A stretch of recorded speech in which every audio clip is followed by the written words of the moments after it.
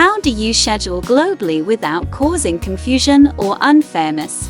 In today's globalized workplace, where teams from New York, Tokyo, Nairobi, and Paris must meet in one Zoom call, scheduling is not just about picking a time.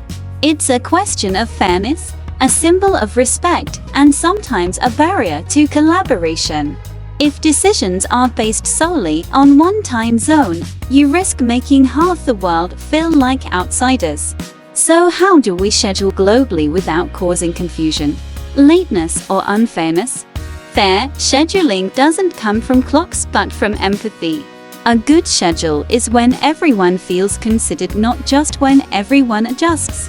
In any organization, scheduling is not just administrative, it's a silent message. Who gets priority, who is central, and who is expected to adjust. This becomes even clearer in global workspaces, where teams are scattered across time zones. A meeting at AM in London may be PM in Singapore or but AM in San Francisco. If the American team always stays up late while the Europeans always meet during work hours, that schedule isn't just inconvenient, it's structurally unfair. Because schedules are not neutral, they mirror power dynamics. When you're the one constantly adjusting, you start feeling less important. This affects your sense of belonging, a key factor in team performance. In organizational psychology, this is known as asymmetric flexibility, where flexibility is granted to one side only. That's where long-term collaboration begins to crack. The solution isn't finding the perfect time, it doesn't exist. The solution lies in transparency, rotation, and dialogue. Instead of trying to please everyone once, share the inconvenience cyclically. Let Asia stay up late today, Europe sacrifices their morning next week. When everyone feels considered, the schedule stops being imposition and becomes shared agreement. And that shared agreement doesn't just boost efficiency, it builds trust. One of the biggest causes of dissatisfaction in global scheduling doesn't lie in the time itself, but in how the time was chosen. If a meeting time arrives like a command from management, with no room for input, attendees often feel disrespected even if the time is technically reasonable. In contrast, when a schedule is shaped through forms, polls, or shared availability grids, a sense of ownership arises. Organizational psychology calls this procedural fairness. Fairness isn't only in outcomes, but in process. When people participate in the process, they're more likely to accept imperfect results. For example, a multinational company uses a 24H team grid, where everyone marks their preferred times. A scheduling tool aggregates this into viable slots, and a vote follows. Seeing your name on the grid, knowing you had a voice, changes your relationship with the meeting. It's no longer imposed, it's CEO-owned. Transparency also prevents misunderstandings. Instead of wondering why this time, people understand this was the best fit for the group. In distributed, digital-first work, transparency shouldn't just live in reports, it must begin with the meeting schedule. Time is a shared resource. How we allocate it reflects how we share power, respect, and trust. In global work environments, time confusion is one of the most common causes of missed meetings, late arrivals, or misaligned responsibilities. A simple email that says 9 a.m. meeting can be interpreted in 3 ways: a.m. whose time? The senders, the recipients, or the servers? This highlights a major issue. How we write and read time isn't standardized in international communication. To fix this, we must apply the UTC fast method, meaning all schedules should include a standard time zone, for example, 9 a.m. GMT, 7 a.m. UTC, and ideally a clickable converter like time is everytimezone.com. Tools like Calendly, Doodle, or World Time Buddy automatically adjust time zones based on user location. Linguistically, Avoid vague phrases like late morning or end of day. Instead, use absolute times with time zones and the 24-hour format, for example 16:30 JST, 7:30 GMT. In intercultural communication, clarity is a form of respect. When you carefully mark the time, you're saying, "I care that you're not misled." This reduces cognitive load and increases accurate participation. From a functional linguistic view, time isn't just a number, it's a relationship act. When time is written well, trust begins. That's why a schedule isn't just a message, it's a strategic document. In a world that's flat but not time-synced, there's no single hour that works perfectly for everyone. This leads to a paradox. If you always pick the most convenient time, you may unintentionally assign permanent inconvenience to the same group, usually those in minority time zones. This is where dynamic fairness must come in. Perfect fairness isn't always possible, but inconvenience can be rotated.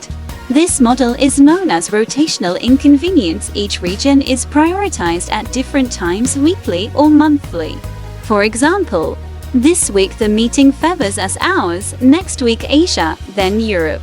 When sacrifice is shared, the feeling of I'm treated unfairly shifts to I'm recognized as an equal part of the system. This is a humanistic management philosophy. Fairness doesn't mean everyone is happy, but everyone is considered. In group psychology, this maintains long-term cohesion, because when everyone bears a little discomfort, everyone shares the weight. Rotational models also have an educational function. They teach that comfort is not always a right, sometimes it's a cycle. To implement this, organizations need quarterly meeting roadmaps, time zone allocation charts, and clear rotating time policies. When fairness is institutionalized, it no longer depends on the kindness of the scheduler, but becomes part of organizational culture. In global organizations, the scheduler, often a project manager, coordinator, or team lead, holds a kind of soft power they may not fully realize: the ability to control others' time. Choosing a meeting time may seem like a technical task, but it's actually a design decision that shapes relationships. Who gets the good hours? Who always adjusts? Who can decline a meeting without judgment? This isn't just about productivity, it's about positioning. Organizational psychology calls this invisible asymmetry, power imbalances hidden within daily routines. If scheduling is always top-down, even if it's reasonable, recipients may feel they are merely reacting, not co-creating. That's why a good scheduler is not just tech-savvy, they're empathetic. They don't just set the time, they design presence. Instead of saying, "Here's the time," they ask, "Does this make you feel included?" That question isn't just polite, it breaks the one-way power dynamic. A mature global team negotiates time through transparency and mutual respect, not obedience. To achieve this, organizations must build a scheduling culture where time setting becomes a conversation, not a command. The more humble the scheduler, the stronger the team bond. In our digitized world, where we exist as faces in Zoom squares, the schedule is often the first ethical space a leader can shape with empathy. In global settings, it's not just the time zones that differ, but the very meaning of time. In Germany or Japan, punctuality signals professionalism. Being 3 minutes late might seem disrespectful. In countries like Mexico or Indonesia, time is more flexible. Being a bit late is normal and not perceived as rude. This isn't laziness, it's how cultures define the human-time relationship. In Hall's communication theory, this is the difference between monochronic linear, task-focused, punctual, and polychronic fluid, relationship-centered, flexible. When scheduling globally, enforcing a single standard may impose one culture's norm on others.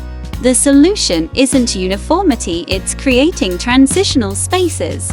For instance, A meeting set at 10 o'clock might allow a 10:05 grace window, or segment the agenda clearly into intro announcements, middle discussion, and end action, so latecomers still catch essentials.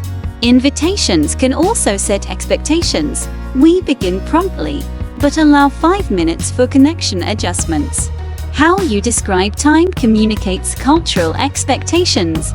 And in a world increasingly interwoven, time sensitivity is no longer just management, it's a vital intercultural skill, like a second language. A schedule may seem invisible, but it profoundly shapes the work experience within an organization. A fair meeting schedule doesn't just ensure people show up, it ensures no one feels like an outsider. In a digital world, where all interaction happens through screens, time becomes the new space to express organizational culture. A mature organization is not one that's never late, but one that explains clearly, shares inconvenience consciously, and operates with transparency. Being asked what time works for you may seem minor, but it makes you feel seen, counted. And in team psychology, that feeling of belonging is what fuels commitment and sustained performance. So, a schedule isn't just a grid, it's a map of power, respect, and ethics. A good leader can begin building a culture of fairness through one small act, setting meeting times not from power, but from empathy. When done consistently, the schedule becomes an ethical document where fairness is practiced, not just declared. Global scheduling is a quiet test of organizational ethics. It doesn't just reflect coordination skills, it reveals leadership character. When you rotate inconvenience, choose transparently, and stay sensitive to cultural context, you're not just setting a meeting, you're designing a trust ecosystem. Next time, before sending a meeting invite, pause and ask, is this fair?